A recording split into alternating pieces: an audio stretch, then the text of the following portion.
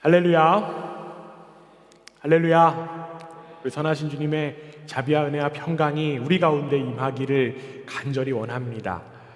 특별히 주님의 임재 가운데 나아가는 교우들 가운데 주님의 그 놀라운 회복이 임하기를 간절히 원합니다. 오늘 우리는 주님의 살아계심을 경험하며 기쁜 마음으로 이 자리에 모여서 예배 드립니다. 그러나 마음 한구석에는 무거운 마음이 자리하고 있습니다. 그 이유가 무엇이냐면 아까 기도 시간에도 함께 고백했듯이 지금 이 시간에도 전쟁으로 인하여서 큰 피해를 겪고 있는 이들이 있기 때문입니다. 지난 한 주간 우리에게 들려온 소식은 참 암담함 그 자체였다라고 이야기할 수 있습니다. 러시아의 우크라이나 침공으로 인하여서 온 세계가 침울함에 빠져 있습니다. 그리고 그 일에 아무것도 도움이 될 수 없다라고 하는 사실이 더욱더 안타까울 따름입니다. 딸과 헤어지는 그 아빠의 모습, 신혼부부가 헤어지는 장면, 그리고 폐허가 된 집들은 우리의 마음을 더욱 찢어지게 만들었습니다. 그리고 그 모습이 진정 우리가 살고 있는 2022년도가 맞는지 의구심도 들었습니다. 하루빨리 그 땅 가운데 주님의 평화가 임하기를 간절히 기도합니다. 러시아의 침공의 원인에 관하여 수많은 요인들을 가지고 이야기를 하지만 다른 것보다 전쟁이 이 세상의 약자들을 향한 움직임임을 노골적으로 보여주는 것 같아서 이번 전쟁 더욱더 안타깝습니다. 저는 한 신문에 소개된 칼럼에서 이러한 문구를 보게 되었어요. 과거부터 일관되게 모든 싸움의 배경에는 패권 국가의 정복욕, 지배자의 권력욕, 그리고 권력의 빌부터 막대한 이익을 탐하는 자들의 무력이 있었다. 오히려 그런 욕망이야말로 싸움의 진짜 동기였다. 전쟁의 명분이 무엇이든 간에 모든 전쟁은 약자들의 삶을 앗아가고 있는 것은 확실합니다. 이번 전쟁이 더욱더 마음에 쓰이는 것은 이 세상의 생존 방식인 약육강식을 노골적으로 보여주는 것 같기 때문에 더욱더 마음이 쓰립니다. 또한 우리도 이와 비슷한 역사를 경험한 적이 있었고 지금도 여전히 우리 조국 대한민국은 강대국들 사이에서 눈치만 보는 그런 현실이 우리 가운데 있습니다.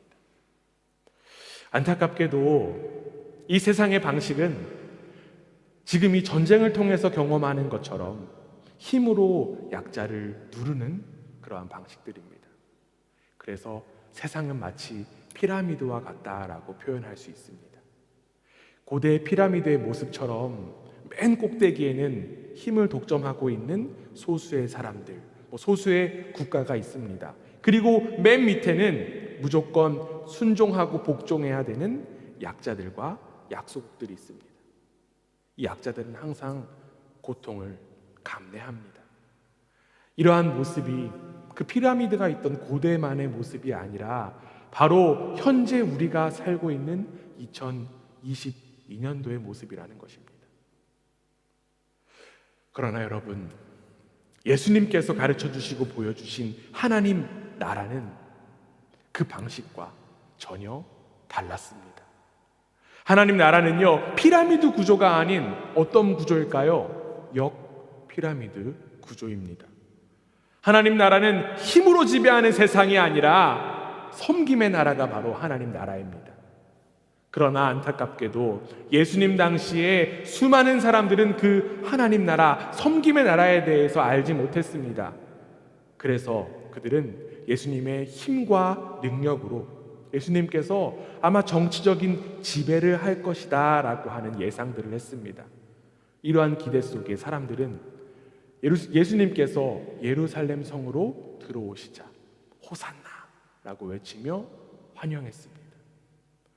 예수님은 어린 나귀를 타고 예루살렘 성으로 들어오셨지만 사람들은 그 낮고 겸손한 어린 나귀를 타고 예루살렘 성으로 오시는 그 모습을 보지 못한 채 예수님의 정치적인 힘만 기대했던 것입니다. 그리고 이와 동일한 시선으로 예수님을 바라보며 위기감을 느낀 이들도 있었습니다. 바리새인들은 세상의 기준으로 예수님을 바라보면서 예수님을 죽일 생각만 가득 차 있었습니다. 사람들의 헛된 기대와 또한 오해가 가득했지만 예수님은 그 오해와 기대 속에 전혀 미동이 없으셨습니다. 왜냐하면 예수님은 자신의 삶에 대한 목적과 자신에 대한 사명을 분명하게 아셨기 때문입니다. 오늘 우리가 함께 읽은 1절 말씀 다시 한 번 더 함께 보겠습니다. 함께 읽습니다. 시작. 6월절에 예수께서 자기가 세상을 떠나 아버지께로 돌아가실 때가 이른 줄 아시고 세상에 있는 자기 사람들을 사랑하시되 끝까지 사랑하시니라. 아멘. 예수님은 아버지께로 가야 할 때, 즉 죽는 때를 아셨습니다. 만약 여러분들이 언제 죽는지를 안다라고 하면 어떤 마음이 드실까요? 우리 우유를 보면 유통기한이 이렇게 써 있잖아요. 그래갖고 우리마다 다 유통기한이 이렇게 써 있으면 얼마나 참 안타까울까요? 참 유쾌하지 않은 것 같아요. 제 이렇게 이마에는 몇 년 몇 월 며칠까지 이렇게 써 있고 하다 보면은 참 유쾌하지 않을 것 같습니다. 그러나 예수님은요, 죽음의 때를 분명하게 아셨습니다. 그리고 그 죽음은 우리가 생각하는 유쾌하지 못한 죽음이 아니었습니다. 왜냐하면 예수님의 죽음은 바로 돌아감이기 때문에 그렇습니다. 요한복음 곳곳에서 예수님은 스스로를 보냄을 받은 자다라고 선언하셨습니다. 보냄을 받은 자다라고 하는 말이 있다면 어떤 말이 있을까요? 바로 보내신 분이 있다라는 의미겠죠. 특별히 보냄을 받은 자가 해야 할 일은요, 보내신 분의 일을 감당해야 하는 것입니다. 그분이 맡기신 일을 해야 하는 것이 바로 보냄 받은 자가 해야 되는 거예요. 맡겨진 일을 자기의 일로 여기고 사는 것, 그것이 바로 소명이라고 합니다. 보내신 분의 일을 완수하고 돌아간 사람은, 즉 소명을 다한 사람은 그 보내신 분의 칭찬을 받게 됩니다. 그것이 바로 영광입니다. 하나님께 영광 돌린다라고 하는 것, 우리가 영광의 박수를 드린다라고 하는 것, 그런 것뿐만 아니라 하나님께서 맡기신 그 소명을 전부 다 감당하는 것, 그것이 바로 영광입니다. 그렇다면 우리에게 맡겨진 소명이 무엇입니까? 또한 우리는 그 소명을 감당하며 영광스러운 삶들을 살아가고 있습니까? 하나님의 보내심을 받은 예수 그리스도의 소명은 무엇이었을까요? 우리가 방금 읽은 1절의 하반절에 보면 예수님의 소명이 더욱더 분명하게 나타남을 확인할 수 있습니다. 우리 다시 한 번 더 1절 읽어볼게요. 다시 한 번 더 1절 또박또박 한번 읽어보겠습니다. 함께 읽습니다. 시작. 6월절 전에 예수께서 자기가 세상을 떠나 아버지께로 돌아가실 때가 이른 줄 아시고 세상에 있는 자기 사람들을 사랑하시되 끝까지 사랑하시니라. 아멘. 예수님의 소명이 무엇이었습니까? 방금 읽은 1절의 하반절에 보면 세상에 있는 자기 사람들을 사랑하시되 끝까지 사랑하셨다라는 거예요. 바로 예수님의 소명은 끝까지 사랑하시는 것에 있었습니다. 여기서 끝까지라고 번역된 그 헬라어 원어를 보면요, 에이스텔로스라고 하는 용어인데, 이 에이스텔로스는요, 완전히라고 하는 의미를 가지고 있습니다. 예수님은 자신에게 속한 사람들을 완전하게 사랑하셨습니다. 예수님의 사랑은 부족함이나 빈틈이 없는 그러한 사랑이었습니다. 비록 제자들은 그러한 완전한 사랑을 받을 자격이 되지 않았지만 주님은 그들을 완전하게 사랑하셨습니다. 그리고 그 완전한 사랑은 지금도 우리를 향해서 계속되고 있습니다. 어쩌면 제자들보다도 더욱더 주님의 사랑받을 자격되지 않지만 그럼에도 불구하고 주님의 사랑은 완전합니다. 우리를 있는 모습 그대로 완전하게 용납하시고 용서하신 그 주님의 사랑은 끝이 없습니다.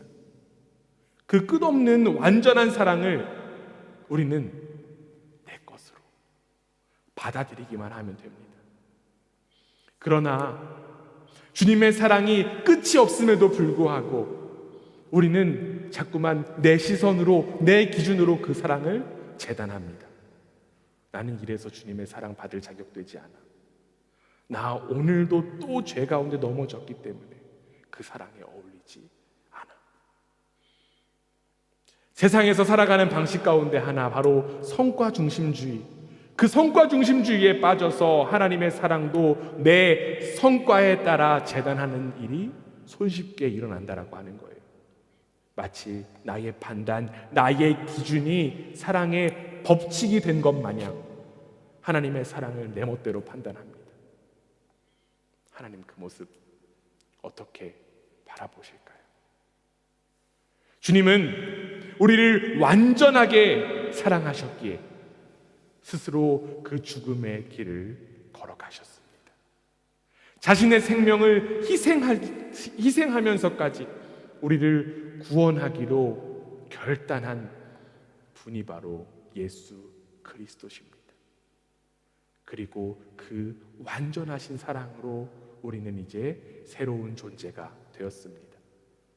이제는 우리가 그 완전하신 그 사랑을 나를 향한 사랑으로 받아들이기만 하면 됩니다. 사랑하는 교회 여러분, 여러분을 완전하게 사랑하시는 분은 오직 주님밖에 없습니다. 여러분을 포기하지 않으시는 분은 바로 주님밖에 없습니다. 내 자신이 형편없어 보여도, 비록 세상에서 손가락질 받아도, 그럼에도 불구하고 주님은 우리를 완전하게 사랑하십니다. 주님은 우리를 끝까지 사랑하십니다. 그 완전한 사랑을 믿음으로 받아들이는 복된 우리 모두가 되기를 주님의 이름으로 간절히 부탁드립니다. 예수님은 그 완전한 사랑을요, 제자들의 가슴에 깊이 박아두고 가시고 싶으셨어요.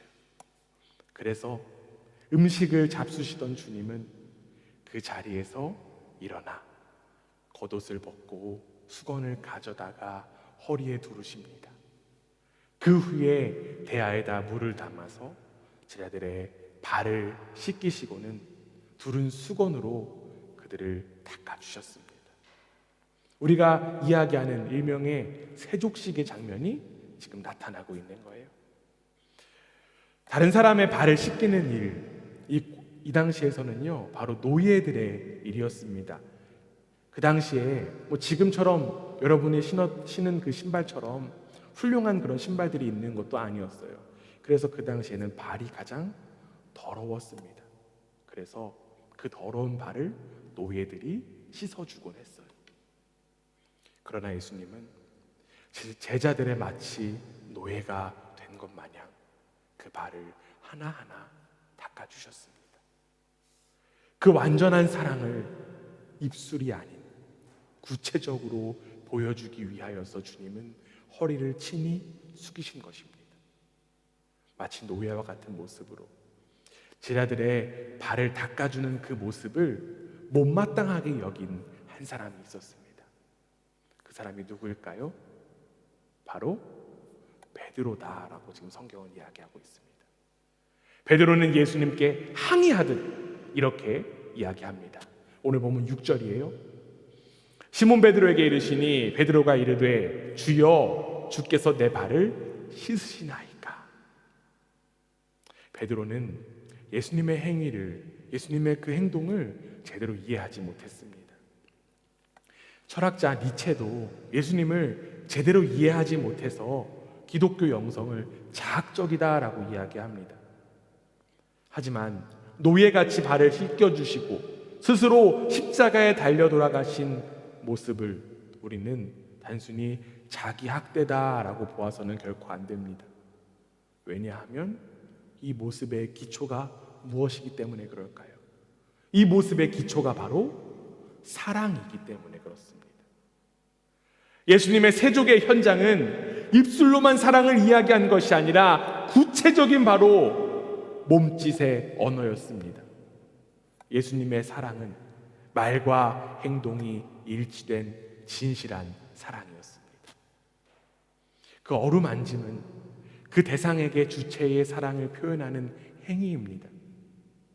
우리는 때로는 마음이 아픈 이들을 보면 특별하게 말을 건네는 것보다 함께 안아주고 등을 토닥거릴 때가 있습니다. 그런 몸짓처럼 많은 것들을 전달해주는 언어 없는 것 같아요. 이처럼 예수님의 어루만짐은 그 완전한 사랑의 행위였습니다. 이 모습과 유사한 느낌을 저는 최근에 조금 경험한 적이 있어요. 바로 아기를 대할 때의 모습 속에서 조금이나마 그 순수한 사랑을 경험할 수 있었습니다. 아무런 기대와 사심 없이 아기를 조심스럽게 만지는 그 저의 모습을 보면서 주님께서도 이와 동일한 마음, 아니 이보다 더한 마음으로 우리의 마음과 우리의 삶을 터치하고 계신 것은 아닐까라고 하는 생각을 하게 되었습니다. 그 주님의 사랑을 온전하게 느낀 시편 기자는요, 시편 131편 2절에서 이렇게 고백합니다. 우리 앞에 화면 보고 함께 한번 읽어보겠습니다. 함께 있습니다. 시작. 실로 내가 내 영혼으로 고요하고 평온하게 일땐 젖된 아기가 그의 어머니 품에 있음 같게 하였나니 내 영혼이 젖된 아이와 같도다. 아멘. 이 젖된 아이가 엄마 품에 있는 것과 같은 모습이 바로 주님의 품이라고 하는 것입니다. 주님의 그 섬세하고 조심스러운 터치가 있을 때 바로 우리는 고요함과 평온함을 누릴 수 있습니다. 그리고 예수님은 제자들이 완전한 그 사랑 안에서 그 마음을, 평온하고 고요한 그 사랑의 마음을 느낄 수 있도록 친히 발을 닦아주신 것입니다. 이 베드로의 완강한 태도에 예수님은 이렇게 말씀하셨습니다. 오늘 본문 7절 말씀이네요.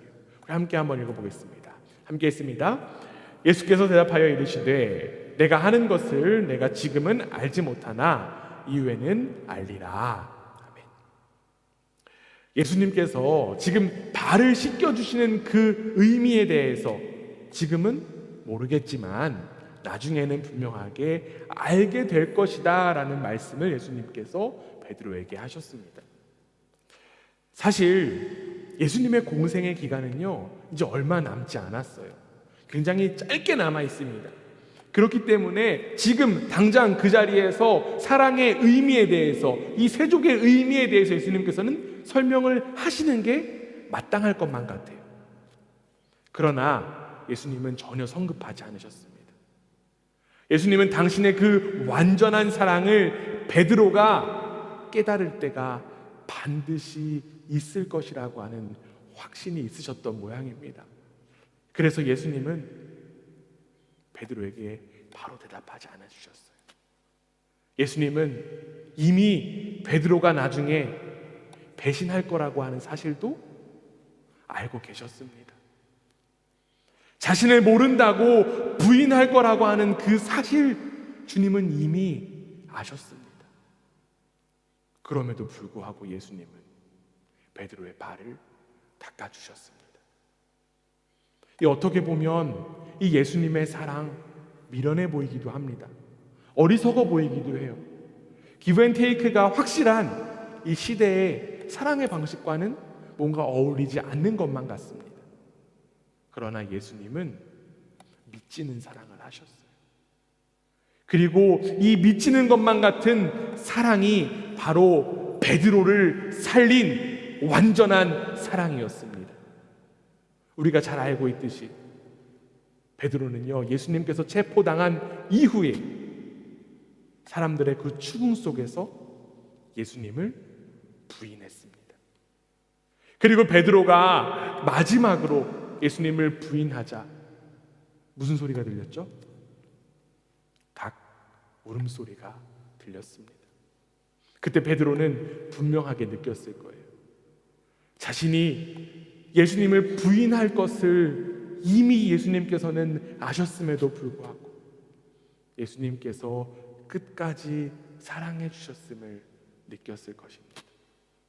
주님의 그 어루만져 주시던 그 손길이 느껴졌기에 귓가에는 닭 울음소리가 들렸지만 이 베드로의 마음에는 주님을 향한 그 사랑의 울음이 터져 나왔을 것입니다. 이렇듯 주님의 그 완전한 사랑은요, 기다려주시는 사랑입니다. 주님은 강압적으로 사랑하지 않으셨어요. 이 세상에서 주장하는 힘으로 사랑을 주입하지 않으셨습니다. 비록 지금은 깨닫지 못하시더라도 나중에라도 그 사랑을 분명하게 깨달을 수 있도록 기다려주시는 사랑, 그 사랑이 바로 주님의 완전한 사랑입니다. 그리고 그 기다림의 완전한 사랑이 지금도 우리를 향해서 계속되고 있습니다. 베드로처럼 앞으로도 주님을 부인할지라도 또한 예수님을 배신할지라도 예수님은 지금도 우리를 위해서 참고 기다려 주십니다. 우리가 주님의 사랑을 가장 잘 느낄 수 있는 때를 위해서 주님은 기다리고 계신다라고 하는 거예요. 자녀가 부모님의 사랑을 알게 될 때가 있다라고 합니다. 언제 자녀들이 부모님의 사랑을 알게 될까요? 네, 여기 다 잘 모르시는 분들만 계시는 것 같은데 제가 좀 알려드리면요, 네, 자녀를 낳게 될 때, 자녀를 기를 때 부모님의 사랑을 가장 많이 느낀다라고 해요. 자녀 있으신 분 동의하시나요? 네. 또 어떨 때 부모님의 사랑을 많이 느끼냐면 어려움을 당할 때, 그리고 부모님께서 세상을 떠나신 그 이후에 그 부모님의 사랑을 온전히 느끼는 분들도 있으십니다. 물론 그때가 되면 후회하기도 하지만 감사한 것은 시간이 흘러도 그 부모님의 사랑은 변하지 않게 느껴진다라고 하는 거예요. 오랜 시간이 지나도 부모님의 사랑은 그대로입니다. 저의 그 인스타그램에 보면요, 프로필 제 이름 밑에 이렇게 써 있어요. 템푸스 푸짓 아모르 마넷. 라틴어로 된 문장이에요. 그래서 제가 이전에 라틴어 수업이라고 하는 책에서 감명 깊게 본 문장이었는데, 이 문장은 시간은 흘러도 사랑은 남는다라고 하는 문장입니다. 시간이 흘러도 부모님의 사랑이 우리의 마음속에 남아있듯이 시간이 흘러도 더욱더 변치 않는 완전한 사랑이 있습니다. 탕자를 기다리는 그 아버지의 기다림과 같은 그 사랑, 바로 주님의 완전한 사랑입니다. 주님은 완전한 사랑을 가지신 분이고 주님의 사랑은 변치 않았기 때문에 자신을 배신할 제자마저도 그 발을 씻어주셨던 것입니다. 그리고 감사하게도 그 사랑은 2000년이 넘는 시간을 흘러 지금 저에게 그리고 여러분들에게도 동일하게 흐르고 있습니다. 사랑하는 교회 여러분, 시간이 흘러도 사랑은 남습니다. 시간이 흘러도 주님의 사랑은 완전합니다.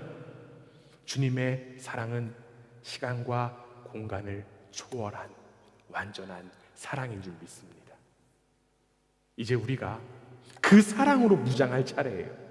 주님께서 먼저 사랑하셨으니 우리도 사랑할 수 있습니다. 예수님도 제자들의 발을 씻겨주신 후에 식탁에 다시 앉으셔서 이렇게 말씀하셨습니다. 오늘 본문 14절, 15절 말씀입니다. 내가 주와 또는 선생이 되어 너희 발을 씻었으니 너희도 서로 발을 씻어주는 것이 옳으니라. 내가 너희에게 행한 것 같이 너희도 행하게 하려 하여 본을 보였노라. 아멘. 진실하고 이 구체적인 사랑을 몸소 보여주신 예수님은 제자들에게 새로운 소명을 허락하셨습니다. 바로 그 완전한 사랑을 서로에게 그리고 이웃들에게 그대로 나타내라라고 하는 소명입니다. 그리고 그 주님의 완전한 사랑을 입은 우리에게도 주님께서는 동일한 소명을 허락하신 줄 믿습니다.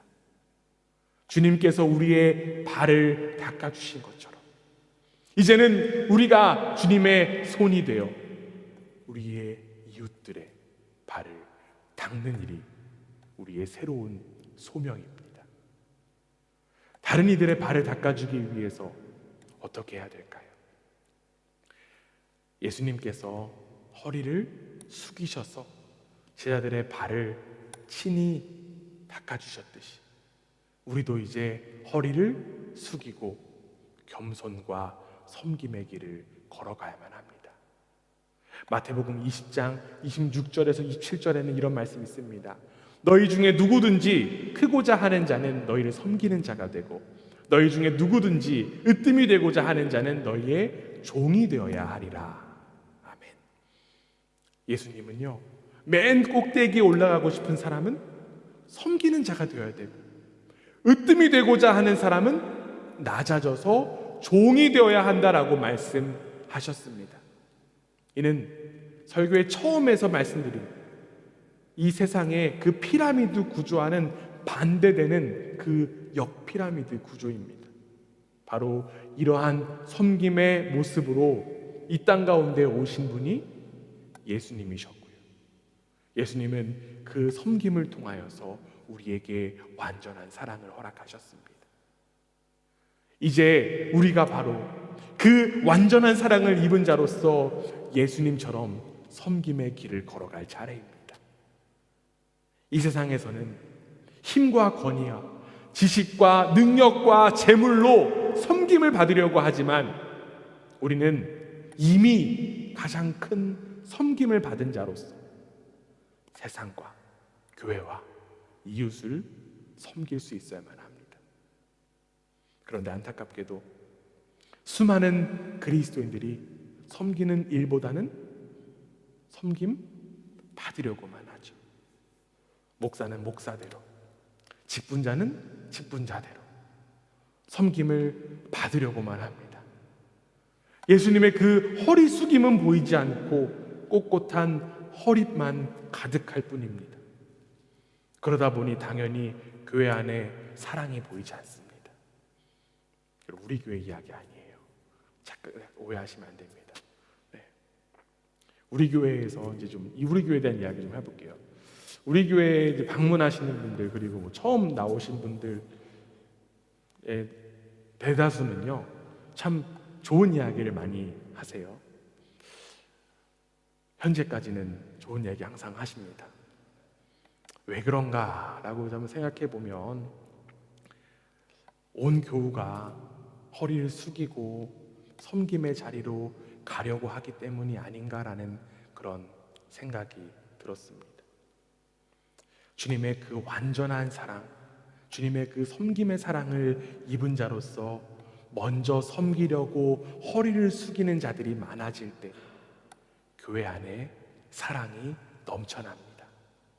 비록 그 섬김과 사랑의 결과물이 우리의 눈에 뚜렷하게 나타나지 않더라도 예수님께서 기다려주셨듯이 우리도 기다릴 수 있습니다.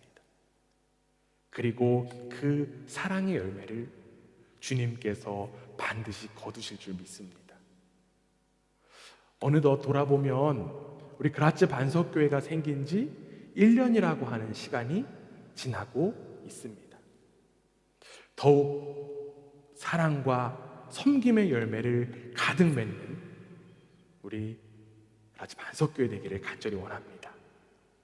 그 열매의 시작이 바로 주님의 완전한 사랑에 있음을 기억하고 그 사랑 안에 먼저 거하는 우리 모두가 되기를 원합니다. 돌아오는 수요일부터 무슨 날일까요? 사순절이 시작이 돼요. 네. 사순절기는요, 말씀을 통해서 예수님의 행적을 묵상하고 예수님처럼 살기 위해서 더욱더 노력하는 그러한 절기입니다. 특별히 이 사순절 기간 동안 주님의 완전한 사랑을 깊이 바라보고 묵상하는 시간이 되기를 원합니다. 그리고 예수님께서 우리에게 허락하신 그 소명을 기억하는 시간 되기를 원합니다. 예수님께서 노예가 되어서 발을 씻어주신 것은 우리가 행하기 위한 본이었다는 사실을 우리는 반드시 기억해야만 합니다. 우리는 그 본이 되신 주님을 따라 우리의 삶에서 내 이웃에 또한 교우들의 노예가 되어 사랑을 나누는 삶을 살아가기를 원합니다. 비록 비참하게 느껴질지는 모르겠지만 그 모습이 아기를 향한 순수한 마음처럼 임할 때 주님의 그 완전한 사랑이 미약한 우리를 통해서 나타나게 될 줄 믿습니다. 설교를 마무리하면서 노벨 평화상을 받은 이 마더 테레사에게 신문기자가 이렇게 질문했다라고 합니다. 어떻게 하면 세계 평화가 오겠습니까? 이 마더 테레사의 대답은 굉장히 간단했습니다. 당신의 가정에 돌아가서 당신의 가족들을 사랑하십시오. 이 마더 테레사의 권면처럼 단 한 사람만이라도 끝까지 사랑해 봅시다. 단 한 사람만을 위해서라도 그 사람이 설 수 있는 땅이 되어 봅시다. 각자가 그 한 사람만이라도 사랑한다라고 하면 우리가 서 있는 세상은 주님이 꿈꾸시는 하나님 나라가 될 줄 믿습니다. 그리고 그 완전한 사랑이 전쟁의 아픔을 경험하고 있는 그 우크라이나 땅과 온 세계 위에 전해지기를 간절히 원합니다. 주님은 하나님 나라의 꿈에 우리를 이미 동참시키셨습니다. 완전한 하나님의 사랑이 드러나는 일에 동참한 그 우리를 향해 주님은 마지막으로 이렇게 축복하십니다. 오늘 본문 17절에요. 너희가 이것을 알고 행하면 복이 있으리라. 너희가 이것을 알고 행하면 복이 있으리라. 주님의 완전한 사랑을 입고 그 사랑을 나타낸 여러분의 삶, 진정으로 복된 삶이 될 줄 믿습니다.